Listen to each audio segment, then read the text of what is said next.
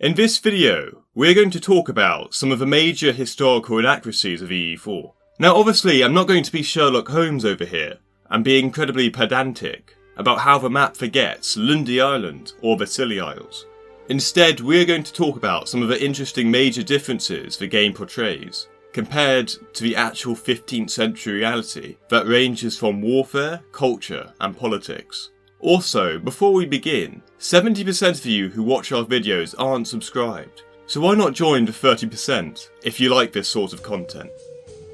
So, the first inaccuracy we're going to talk about is the importance of battles in EU4. Now what do I mean by this? Well, in EU4, you have an army limit based on your size, and when you lose a battle, your army can be replenished within a matter of months, with the attrition of your army being somewhat less damaging to the size of your army.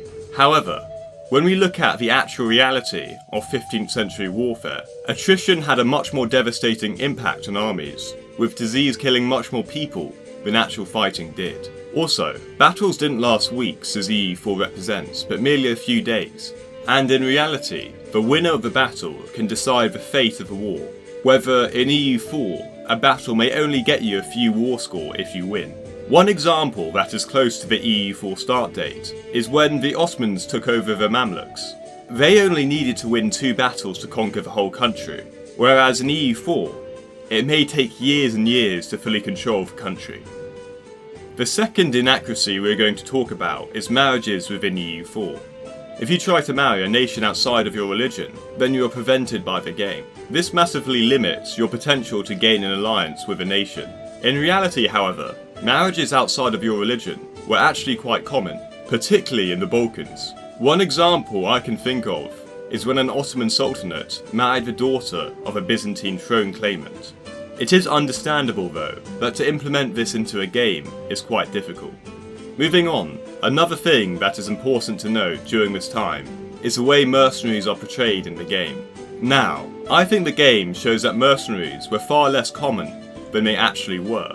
In the game, you tend to hire mercenaries as a last resort in a war, since they take a massive hit on the economy due to the expense.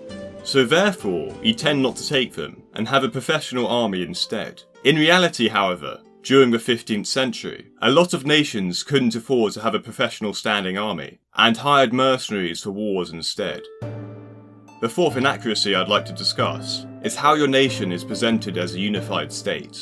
A great example of this is Spain, which after the Iberian wedding in the game, is presented as a one cohesive unit, when in reality the kingdoms of Aragon, Castile and Navarra were still semi-autonomous regions within the empire.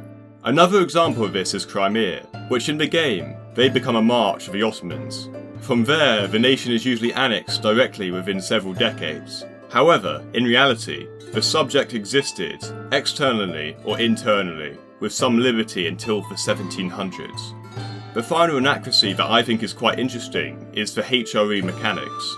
The HRE is seen as a semi-organised but highly ineffective structure that can slowly be reformed into a centralised or decentralised state, with the Emperor having little effort to do anything until reforms are started.